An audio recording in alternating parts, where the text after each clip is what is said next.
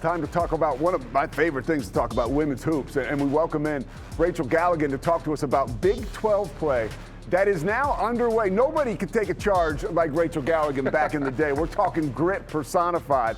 And you'll see her all season long on ESPN and ESPN Plus calling Big 12 hoops. Let's talk about conference play. King, I know we got to talk about your Baylor Bears. Unfortunately, starting off with a loss. Goodness gracious. They took a massive loss, got upset by Texas Tech. How significant was this win for the Lady Raiders? I mean, well, first and foremost, it was a total chess match. I mean, it was a game that really went down to the wire. Bailey Maupin hit 2 clutch free throws with 3 seconds left to go up 1 and secure the win. Snutta Collins led the way with 21 points in 19 minutes. Texas Tech forced 21 turnovers with 17 points off of those Baylor turnovers. And, I mean, you asked the significance. It was Texas Tech's first win versus Baylor since 2011 and their first win in Waco since 2004. The Lady Raiders also broke into the top 25 for the first time since 2012, currently ranked at 21. Wow, I mean, that's such a huge win. And another huge storyline around the Big 12.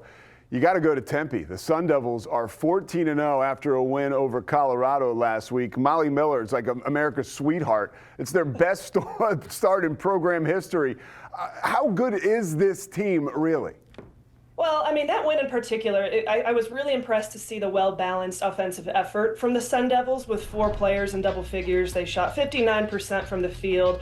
58% from the three-point line, probably their best offensive effort in a total package, in my opinion. As you mentioned, that 14-0 start is the best start in program history. And you mentioned Molly Miller. Interesting stat.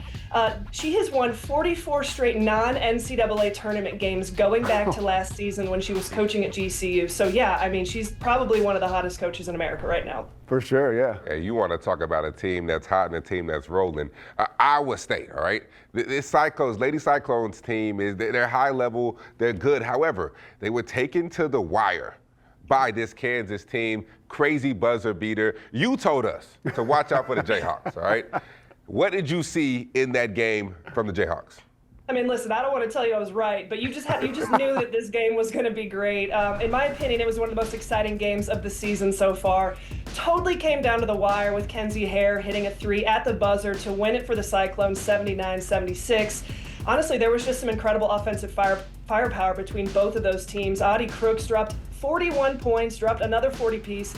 Jada Williams had a double-double with 11 points and 10 assists. And then for Kansas, Samaya Nichols had 29. And honestly, I mean, it was in Ames. It's always a great college basketball environment. What did you see out of Kansas, or Iowa State, excuse me, their ability to kind of take a punch and keep moving? This was a huge test for them. And what King talked about, they were taken to the wire. What did we learn about their resolve? I just think that they're resilient, especially at home. I don't know if they're going to lose a game at home this year. And we questioned a little bit at times early on, okay, when were they going to be tested? We obviously saw that win against Iowa. That was a huge win. And we knew that Kansas game was going to be a big matchup. And so I've just been really impressed with Iowa State and just this junior class in particular and how they've been able to elevate their play to a higher level, especially late in games. Let's talk about some of the previews or some of the matchups that are coming up this week. Arizona State and BYU, Saturday at 4 p.m. on ESPN Plus. I feel like we're going to learn a lot about the Sun Devils now as we get into the thick of conference play. What do you foresee happening in this particular game?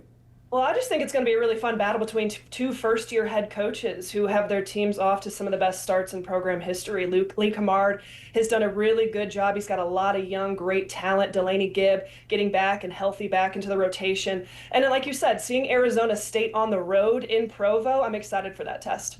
All right, how about Baylor and Iowa State? I know King is concerned about that one. Look, my only question to you is, how does Baylor slow down Audie Crooks? What do they have to do in order to slow her down?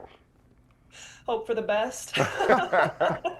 I think it really comes down to, first and foremost for Baylor, the health of Talia Scott, making sure she's back. She went down with that ankle injury a couple of games ago. She did play in that Texas Tech game, but only just a couple of minutes. So a lot of Baylor's offense is going to run to and through Talia Scott. What is her status after this holiday season? But obviously, this matchup speaks for itself as a top 25 matchup, star power, a tough environment, and it's a national TV game. Hey, I got 3 letters for you. DLP. Dariana Little Page Bugs. She's going to have to pick her spots, right? But she can elevate, and she can certainly run some interference down there. She's a leaper, and she's a great shot blocker with her timing. Well, she's a walking double-double, and if they can get her clicking on all cylinders, attacking the offensive glass, coming up with second-chance opportunities, if you can get Bella Fauntleroy knocking down shots and being aggressive offensively, this can be a really good game and a big opportunity for Baylor. They need this win. All right, don't take any charges this week. We're going to need to talk to you next week. All right, we got to keep you healthy. Okay. I'll do my best. I'll do my best. All right, Rachel Galligan, thank you so much for joining us. We appreciate you. We will look for you on the tube.